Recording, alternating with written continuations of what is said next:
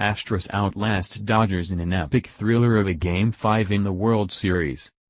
Houston, in their darkest nightmares this winter, if not the rest of their lives, the Los Angeles Dodgers will see rockets and hear train whistles. They will feel the walls of Minute Maid Park creeping slowly in on them and catch ghostly glimpses of Houston Astros circling the bases, one after another. They may wake up in a sweat and try to count outs to get back to sleep, 1, 2, 3. 24, 25, 26, but they will never be able to get to the end. The last out will hang just out of their reach for eternity.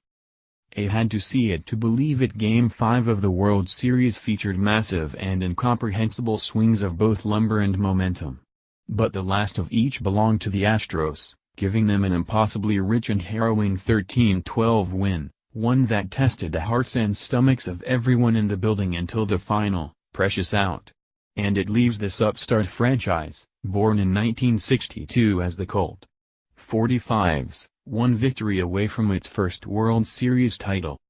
After a much-needed day off, for the team's respective arms, if not their blood pressures, the World Series heads back to Dodger Stadium for Game 6 on Tuesday night, when the Dodgers, behind left-handed starter Rich Hill, must defeat Astros ace Justin Verlander, who is 4-0 with a 2.05 ERA this postseason, just to force a Game 7 the following night.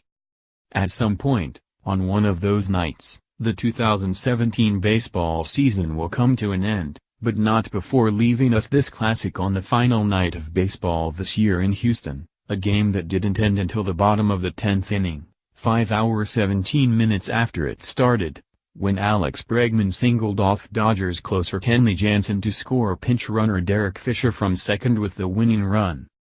Jansen was in his second inning of work at the end of a long, taxing and gruesome night for the Dodgers bullpen. With 2 outs in the 10th, he hit Brian McCann with a pitch. After George Springer walked, the Astros sent Fisher into pinch run for McCann at second, and Bregman delivered a line drive single to left, with Fisher sliding home ahead of the throw. It was the most amazing, astounding, incredible, and yes, bonkers, World Series game since. 4 days earlier. The Astros rallied from deficits of 4-0, 7-4 and 8-7. They squandered leads of 11-8 and 12-9. They blew through the best arms in their bullpen, and a few of the ones they had hoped never to have to use. This rollicking, entertaining all-timer of a series has had controversies, feats of brilliance, extra innings slugfests and topsy-turvy outcomes, but mostly what it has featured is home runs, 22 of them to be exact by the end of Sunday's proceedings, setting a new World Series record. 15 of the homers have either tied the game or put one team ahead. In Sunday night's thriller, there were 3 3-run homers in a span of 14 batters, 2 of which tied the game. There was the greatest pitcher of his generation blowing 2 big leads and failing to make it out of the 5th inning. There was a go-ahead blast by the probable NL Rookie of the Year, and an answer by the probable AL Most Valuable Player. There were starters pitching in relief.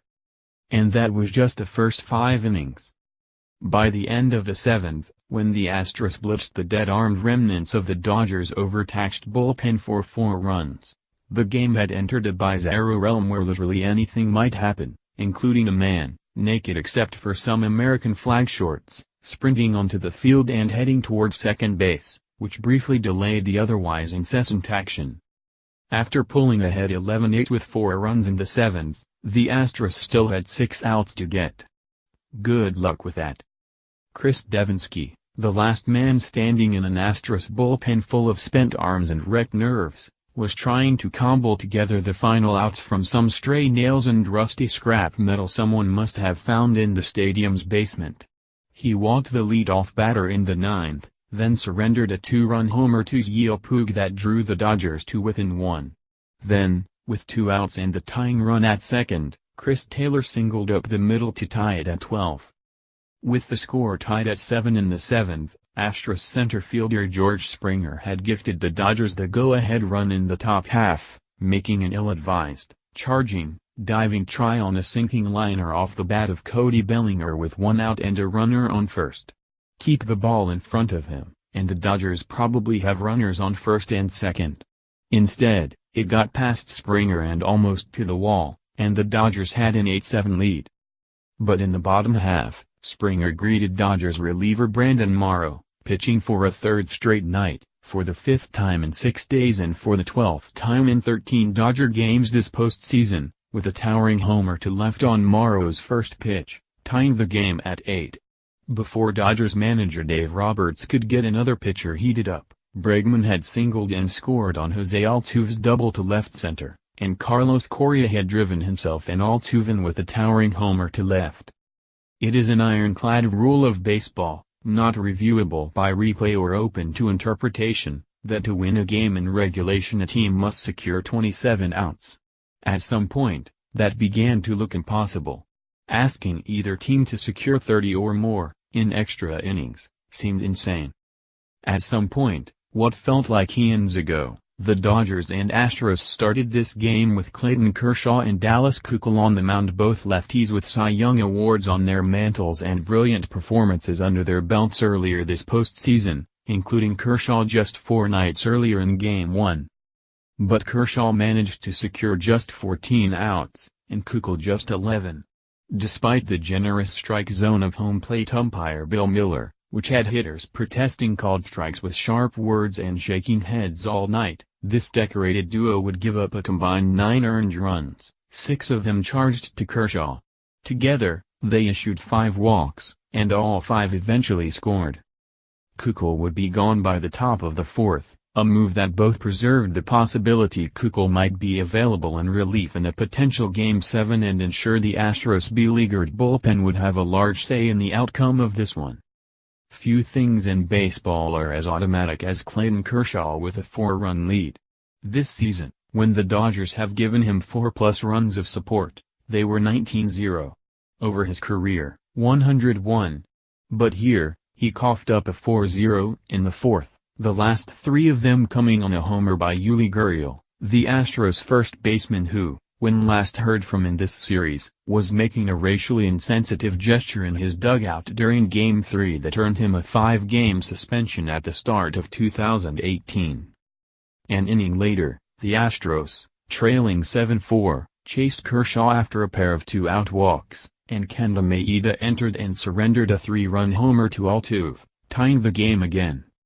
The pertinent question at 4-4 was, where in heaven's creation were either team going to find enough outs to win this game? It was the same question asked at 7-7 and 12-12. The Astros bullpen was no longer merely leaky. It was a fetid, gushing river of muck. Manager A.J. Hinch had little choice but to go to his old trick, piggyback a former starter onto Keuchel's short start, and the pick Sunday night was right-hander McHugh, who had made only 3 relief appearances in his career and hadn't pitched at all in nearly 2 weeks, since throwing 4 hitless innings against the Yankees in Game 3 of the ALCS. McHugh promptly went walk-walk strikeout homer. The homer was Bellinger's, on a hanging curveball on a 2-2 count. As it settled into the first row in the right field seats, Bellinger, who had been 0 for 13 with 8 strikeouts in the series just a few at-bats ago, raised his fist. When he touched home plate and headed towards his dugout, he gave the index finger to the lips gesture of SHHHHHH, and the crowd, suddenly silenced, obliged. He became the 6th youngest player to homer in the World Series, with Mickey Mantle and Jimmy Fox among the quintet who were younger. McHugh would get the game to the 7th, where Hinch turned to Brad Peacock, who put a temporary hold on the hemorrhaging. But the Dodgers would confront their own bullpen issues, perhaps, as the critics would say, brought on by all the sabermetrics-approved quick hooks of the past few nights. Maeda, coming off a brilliant, 42-pitch outing just 2 nights earlier and holding a pristine 0.00 ERA over his 9 innings of work this postseason, had nothing. He gave up the moonshot homer to Altuve, which tied the game in the 5th, and managed to retire only 2 batters. By that point, It was only the theoretical halftime of a game that would go well beyond midnight Central Time and feature more twists and turns than the mind can fathom. And by the end, the train whistle was blowing, fireworks were going off beyond the fence. The Dodgers were trudging off the field, and the Astros were spilling onto it. The crowd, drunk on baseball and satiated by a year's worth of drama in one night, stood and roared one last time in 2017 at Minute Maid Park.